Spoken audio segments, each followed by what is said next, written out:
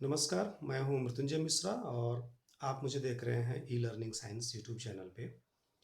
आज हम लोग बात करेंगे ऑक्सीडाइजिंग एंड रिड्यूसिंग एजेंट के बारे में। इस चीज़ को समझने से पहले आपको समझना होगा ऑक्सीडेशन और रिडक्शन होता क्या है और ऑक्सीडेशन नंबर को कैसे कैलकुलेट किया जाए। अगर आपको ये चीज़ें समझ में नहीं आती हैं या आप जानना चाहते हैं इनके बारे में, तो हमारी पिछली वीडियो पर जा सकते हैं। आइए हम लोग बात करते हैं ऑक्सीडाइजिंग और रिड्यूसिंग एजेंट होते क्या हैं। देखिए, यहाँ पे ऑक्सीडाइजिंग का मतलब ये होगा कि वो केमिकल जो दूसरी सब्सटेंसेस को ऑक्सीडाइज करता हो। जैसे आप लिखा chemical substance which oxidises other chemical substance during a redox reaction. जब भी कोई रेडॉक्स रिएक्शन होगी तो उसमें एक सब्सटेंस दूसरी सब्सटेंस को ऑक्सीडाइज कर रहा होगा।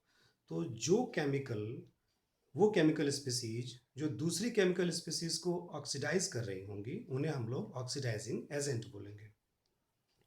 नाम जस्ट अपोजिट होता है इसका। जैसे यहाँ पर लिखा गया है oxidising agent get reduced itself, यानी जब ये दूसरे को ऑक्सीडाइज कर रहा होगा उस समय जस्ट ये खुद रिड्यूस हो रहा होगा। तो सिंपल सी ट्रिक ये होती है, अगर आपको पता लगाना हो किसी केमिकल रिएक्शन में कि ऑक्सीडाइजिंग एजेंट कौन है, तो आपको ये पता लगाना चाहिए कि इनमें से रिड्यूस कौन हो रहा है। जो केमिकल रिड्यूस हो रही होगी वही ऑक्सीडाइजिंग एजेंट के तौर पे काम करेगी। So name is just opposite. Oxidizing agent का मतलब ये होगा कि वो केमिकल स्पीसीज जो किसी केमिकल रिएक्शन में खुद रिड्यूस हो रही हो और दूसरे केमिकल स्पीसीज को ऑक्सीडाइज कर रही हो उन्हें हम लोग ऑक्सीडाइजिंग एजेंट बोलेंगे। Similarly, as reducing agent, chemical substance which reduce other chemical substance during a redox chemical reaction। वो सारे सब्सटेंसेस जो किसी दूसरे केमिकल सब्सटेंस को, जैसे रिएक्टेंट्स होंगी, एक से ज़्यादा रिएक्टेंट होंगी, उनमें से एक रिएक्टेंट दूसरी रिएक्टेंट को रिड्यूस कर रही होगी और उस दौरान वो खुद ऑक्सीडाइज हो रही होगी। ओके, सो इसका वो पहचानना भी काफ़ी आसान है। हम सिंपल वे में जो केमिकल सब्सटेंस ऑक्सीडाइज हो रही होगी उसको हम लोग रिड्यूसिंग एजेंट मान करके चलेंगे, क्योंकि ये खुद ऑक्सीडाइज होगी और इसकी ऑक्सीडाइज्ड होने की वजह से ही जो दूसरी केमिकल स्पीसीज हैं उनका रिडक्शन हो रहा होगा। So reducing agent, as a definition, chemical substance which reduces other chemical substances during a chemical reaction is called as reducing agent. Okay, so इनको अगर हम समराइज करें कैसे इनको आप पहचानेंगे, सो यहाँ पर ऑक्सीडेशन वर्सेस रिडक्शन की स्लाइड बनाया गया है। Oxidising agent and reducing agent, यहाँ अगर आप देखें तो ऑक्सीडाइजिंग एजेंट खुद रिड्यूस होगी जबकि रिड्यूसिंग एजेंट ऑक्सीडाइज होगी। तो आप सिंपली पहचानने के लिए क्या कर सकते हो, केमिकल रिएक्शन में इन रिड्यूस्ड और ऑक्सीडाइज होने वाले केमिकल सब्सटेंस की पहचान करिए। दूसरा ये है कि ये दूसरे को ऑक्सीडाइज कर रही होगी जबकि रिड्यूसिंग एजेंट दूसरे केमिकल सब्सटेंस को रिड्यूस कर रही होंगी। इसके अलावा वो सब्सटेंस क्या करेंगे, इट विल गेन्स इलेक्ट्रॉन्स। अगर कोई केमिकल रिएक्शन हो रही है, सो जो भी ऑक्सीडाइजिंग एजेंट हैं ये इलेक्ट्रॉन को गेन करेंगी ताकि ये खुद रिड्यूस हो सके और दूसरा ऑक्सीडाइज हो सके। So in case of reducing agent, यहाँ पे वो इलेक्ट्रॉन को लूज करेंगी, डोनेट करेंगी और उस दौरान ये खुद ऑक्सीडाइज होगी ताकि दूसरे को अच्छे से रिड्यूस की जा सके। एग्जाम्पल के तौर पे यहाँ पे देखें तो जो नॉन मेटल्स हैं like carbon, phosphorus, sulphur and halogen group means chlorine and its family, chlorine, fluorine, bromine and iodine. इन सारे केमिकल स्पीसीज को अगर हम देखें तो ये सब हमारे ऑक्सीडाइजिंग एजेंट के एग्जाम्पल हैं, जबकि जो मेटल्स हैं जैसे सोडियम, पोटेशियम, लिथियम, ये रिड्यूसिंग एजेंट के तौर पर काम करेंगे। ये तो रहा इनका डिफिनीशंस। आइए हम लोग बात करते हैं कुछ एग्जाम्पल्स के थ्रू इसका डिस्कशन करें। So let discuss with example. यहाँ पर एक केमिकल स्पीसीज दी गई है, ब्रोमीन का रिएक्शन एल्युमिनियम आयोडाइड के साथ हो रहा है, ये Br2 और Al3। सो यहाँ पे इस बैलेंस केमिकल रिएक्शन के अगर हम गौर से देखें तो जो एल्युमिनियम है यहाँ पे, या एल्युमिनियम जो आयोडाइड है, इसको डिटेल में मैंने यहाँ दिखाया गया है। अगर आप ब्रोमीन को देखें, ऑक्सीडेशन नंबर इसकी 0 थी। प्रीवियस वीडियो में हम लोग इसकी बात कर चुके हैं, मैं फिर से कर रहा हूँ। अगर आपने वो नहीं देखा है तो प्लीज़ प्रीवियस वीडियो पर जाइए और इसके डिस्क्रिप्शन भी हम लोग इसमें डाल देंगे।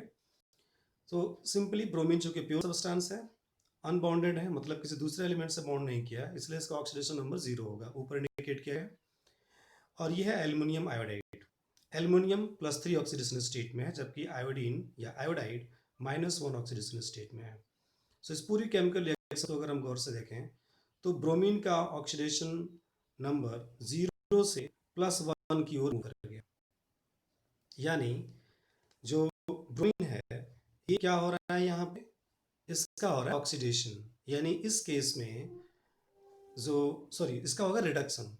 ब्रोमीन रिड्यूस हो रही है, 0 से -1 पे गया, ठीक है।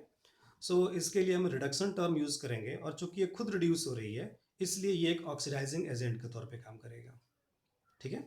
तो जब भी आपको पता लगाना हो कि ऑक्सीडाइजिंग एजेंट है कौन किसी केमिकल रिएक्शन में, तो आपको सिंपल पता लगाना है कि किसका रिडक्शन हो रहा है, ठीक है। तो आपको पता चल जाएगा कि किसका रिडक्शन हो रहा है। अगर हम आयोडीन की बात करें, यहाँ पर आयोडाइड आयंस, यहाँ पे जैसे यहाँ पर I-1 लिखा गया है, इसमें इसका ऑक्सीडेशन नंबर -1 है, जबकि ये 0 को हो गया, यानी इसमें इंक्रीमेंट हुआ, बढ़ा हुआ है, ठीक है। यानी इसका हुआ है ऑक्सीडेशन आयोडाइड आयंस की, ठीक है। सो ये आयोडाइड आयन ऑक्सीडाइज्ड हुई है, और इसलिए यहाँ पर iodide ions as reducing agent के तौर पर डिस्कस की जाएंगे या मानी जाएंगी उनको, ठीक है। चलिए कुछ और एग्जांपल्स की हम बात करते हैं। सिंपल कुछ एग्जांपल्स यहाँ पे दिया गया है, ऑक्सीडाइजिंग एंड रिड्यूसिंग एजेंट के बारे में पता लगाना है आपको। सो मैग्नीशियम कॉपर सल्फेट के साथ रिएक्शन कर रहा है, ये डिस्प्लेसमेंट रिएक्शन है, प्रीवियस चैप्टर में आप लोगों ने पढ़ा होगा। सो यहाँ पर मैग्नीशियम सल्फेट और कॉपर बन रहा है, ठीक है। इन तीनों का डिस्कशन काफ़ी सिंपल है।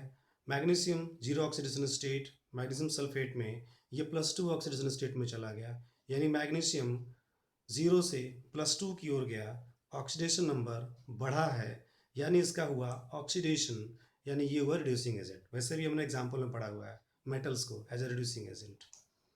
सिमिलरली अगर यहाँ पर देखें, पोटेशियम ब्रोमाइड बनने के दौरान पोटेशियम अपना इलेक्ट्रॉन डोनेट करेगा, और यहाँ पर पोटेशियम के ऊपर +1 चार्ज होगी, यानी इसका ऑक्सीडेशन नंबर 0 से +1 गया है। सो पोटेशियम खुद ऑक्सीडाइज हो रही है, इसलिए रिड्यूसिंग एजेंट है, जबकि ब्रोमीन रिड्यूस होगी, इसलिए ये ऑक्सीडाइजिंग एजेंट है, ठीक है। सिमिलरली कॉपर और सिल्वर नाइट्रेट के रिएक्शंस में अगर हम देखें तो कॉपर का ऑक्सीडेशन स्टेट 0 से यहाँ पे +2 की ओर मूव कर रहा है, ये हुई ऑक्सीडाइज, यानी कि कॉपर रिड्यूसिंग एजेंट है, ठीक है। इसको डिटेल में यहाँ पर समझाया भी गया है ये दूसरी स्लाइड्स में। सो कॉपर यहाँ पर ऑक्सीडाइजिंग एजेंट और रिड्यूसिंग एजेंट, और जो सिल्वर है ये यहाँ पर ऑक्सीडाइजिंग एजेंट है। ये देखिए सिल्वर यहाँ पर मेटल होने के बावजूद एक रिड्यूसिंग एजेंट है ये, तो स्पेशल केस है ये, अगर स्ट्रॉन्ग मेटल के साथ रिएक्शन होगा तो, अनलेस जो मेटल्स होती हैं वो रिड्यूसिंग एजेंट के तौर पर ही उनको ट्रीट किया जाएगा। सो आई होप आपको ये वीडियो समझ में आई होगी, और अगर ये वीडियो पसंद आ रही है तो आप प्लीज़ लाइक करिए, इसे अपने दोस्तों के साथ शेयर करिए, और अगर कुछ दिक्कत है तो हमें आप लिखिए, हमें कमेंट बॉक्स में लिखिए, ताकि हम लोग आने वाली वीडियो में उसको रेक्टिफाई करें और आपको बेहतर वीडियो प्रोवाइड करा सकें। सो तब तक के लिए अपना खूब सारा ध्यान रखिए। जय हिंद।